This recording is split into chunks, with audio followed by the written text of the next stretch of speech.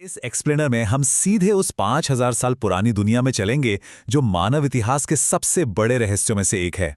हम उस महान सभ्यता के उदय, उसके दर्दनाक अंत और सबसे जरूरी बात, कैसे वो समाज आज भी हमारे बीच हमारी रोजमर्रा की जिंदगी में जिंदा है, इसकी पूरी कहानी डिकोड करेंगे। तो चलिए सीधे मुद्दे पर आते हैं।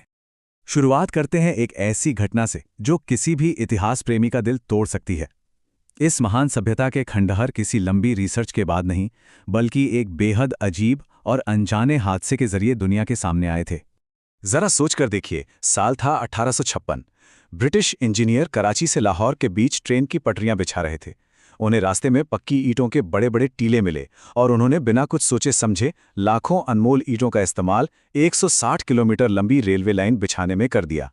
अनजाने में ही सही, दुनिया की सबसे पुरानी सभ्यता का एक बहुत बड़ा हिस्सा महज ट्रेन के पहियों के नीचे हमेशा के लिए कुचल दिया गया। इस टाइमलाइन पर गौर करना बहुत दिलचस्प है। 1826 में चार्ल्स मैसन ने पहली बार इन टीलों को देखा था, लेकिन 1920 में जाकर ही आधिकारिक खुदाई शुरू हो पाई।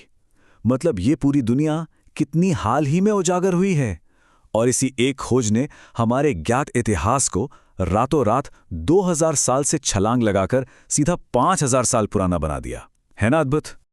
अब जिस चीज ने दुनिया को सबसे ज्यादा चौंकाया वो था उनका अर्बन प्लानिंग, यानी शहर बसाने का तरीका।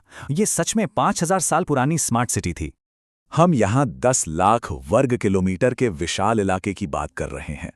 इन महानगरों में ऐसी साफ सफाई और सीवेज व्यवस्था थी जो 19वीं सदी के लंदन और पेरिस तक में नहीं थी।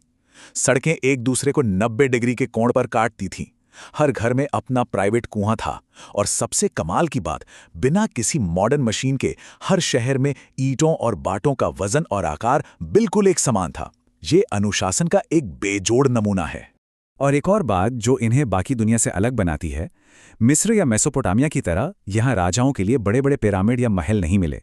इसकी जगह द ग्रेट बाथ जैसी चीजें मिलीं। इसका सीधा सा मतलब ये है कि उनका फोकस किसी एक शासक के महिमा मंडन पर नहीं, बल्कि आम जनता और पब्लिक हाइजीन पर था। एक सच्चा समतावादी समाज। लेकिन इतनी एडवांस तकनीक होने के बावजूद ये लोग हमारे लिए कुछ बहुत बड़े रहस्य छोड़ गए हैं। ऐसे रहस्य जो आज भी आर्कियोलॉजिस्ट की रातों की नींद उड़ाए हुए हैं। सबसे बड़ी गुत्थी तो इनकी भाषा है। हमें 400 से ज्यादा सिंबल्स मिले हैं, लेकिन कोई रोजेटा स्टोन या डिक्शनरी नहीं मिली। तो आज तक कोई इस लिपि को पढ़ नहीं पाया है। और वो जो मशहूर यूनिकॉर्न यानी एक सींग वाले जानवर की मोहर है ना, हम बस अंदाजा ही लगा सकते हैं कि वो कोई धार्मिक निशान था या फिर किसी रईस व्यापारी का वीआईपी पास। खैर, एक बात तो पक्की है कि ये दुनिया के पहले इंटरनेशनल बिजनेसमैन थे। मेसोपोटामिया के लोग इन्हें मेलूहा कहते थे। इनकी हाइड्रोलिक इंजीनियरिंग का तो जवाब ही नहीं। गुजरात के लोथल में इन्होंने दुनिया का सबसे पुराना बंदरगाह बनाया था। उसमें बाकायदा एक टाइडल लॉक सिस्टम था जिससे समुद्री लहरों को कंट्रोल किया जाता था, और वहीं से हाथी दांत और मोरों का बिजनेस पूरी दुनिया में होता था। और सबसे चौंकाने वाली बात क्या है? खुदाई में हथियारों से ज्यादा बच्चों के खिलौने मिले हैं।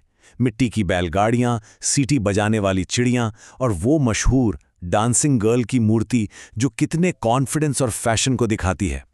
ये सब इस बात का पक्का सबूत है कि इन्होंने करीब 700 सालों तक बिना किसी बड़े युद्ध के शांति से जीवन बिताया। मानव इतिहास में ऐसा होना बहुत बहुत दुर्लभ है।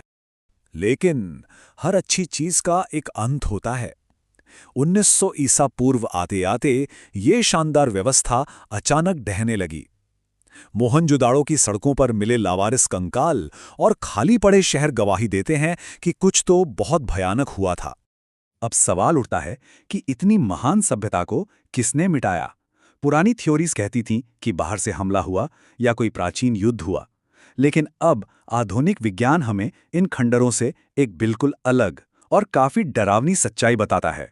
सबसे पहले तो इंटरनेट पर फैलने वाली उस अफवाह को दूर करते हैं जिसमें कहा जाता है कि वहां 10,500 डिग्री सेल्सियस पर पिघले पत्थर मिले जो किसी परमाणु विस्फोट का सबूत हैं।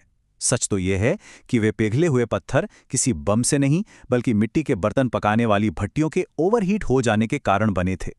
तो असली कातिल कोई इंसान या हथियार नहीं, बल्कि भयानक क्लाइमेट चेंज था। हिमालय में बड़े भूकंप आए, नदियां खिसक गईं।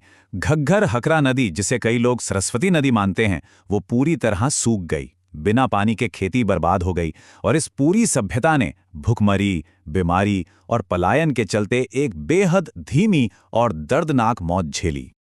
लेकिन ठहरिए, जो लोग उन सूखते शहरों से बचकर पूरब की ओर भागे, उनका क्या हुआ? विज्ञान ने हाल ही में कुछ ऐसे खुलासे किए हैं जिन्होंने बहुत सी पुरानी धारणाओं को पलट कर रख दिया है। राखीगढ़ी में मिले एक 4500 साल पुरानी महिला के कंकाल ने इतिहास की समझ को पूरी तरह बदल दिया है। जब उसका डीएनए टेस्ट हुआ तो पता चला कि उसमें किसी तथाकथित बाहरी आर्यन जीन का कोई नामो निशान नहीं था। उसका डीएनए आज के उत्तर और दक्षिण भारतीयों से बिल्कुल मेल खाता है। यानी विज्ञान साफ कह रहा है कि हड़प्पा के लोग ही आज के आधुनिक भारतीय हैं। इसके साथ ही 2018 की सिनौली खुदाई को कैसे भूल सकते हैं। वहां जमीन के नीचे से तांबे की तलवारें, हेलमेट और बाकायदा घोड़ों या बैलों से खींचे जाने वाले युद्ध के रथ मिले। इससे यह साबित हो गया कि हमारे पूर्वज सिर्फ शांति से घर बनाने वाले ही नहीं, बल्कि जरूरत पड़ने पर युद्ध कौशल दिखाने वाले योद्धा भी थे। ये खोज हड़प्पा और वैदिक संस्कृति के बीच की एक बहुत बड़ी मिसिंग लिंक है। इस पूरे एक्सप्लेनर का सबसे खूबसूरत हिस्सा यही समझना है कि हड़प्पा सभ्यता असल में कभी पूरी तरह से खत्म ही नहीं हुई। इमारतें और शहर जरूर टूट गए, लेकिन लोग नहीं। कहते हैं ना, सभ्यताएं मरती नहीं, बस अपना रूप बदल लेती हैं। आज भी अभिवादन के लिए हाथ जोड़कर नमस्ती करना हो, मांग में सिंदूर भरना हो, पीपल के पेड़ की पूजा हो या फिर शतरंज खेलना, ये सब कुछ उसी हड़प्पा सभ्यता की देन है। पिछले 5000 सालों से ये प्रथाएं हमारी रगों में, हमारे डीएनए में आज भी जिंदा हैं। अंत में एक सवाल जो हम सबको खुद से पूछना चाहिए। जब आज के हमारे चमकते हुए आधुनिक महानगर थोड़ी सी बारिश में ही डूब जाते हैं, तो हड़प्पा के ये खंडर हमें एक बहुत सख्त चेतावनी देते हैं। अगर क्लाइमेट चेंज दुनिया की सबसे बेहतरीन प्राचीन सभ्यता को मिटा सकता है, तो हम क्या चीज़ हैं? प्रकृति के साथ तालमेल बिठाकर चलना ही होगा। इस एक्सप्लेनर में हमारे साथ जुड़ने के लिए धन्यवाद और इस आखिरी सवाल पर जरा गंभीरता से सोचिएगा।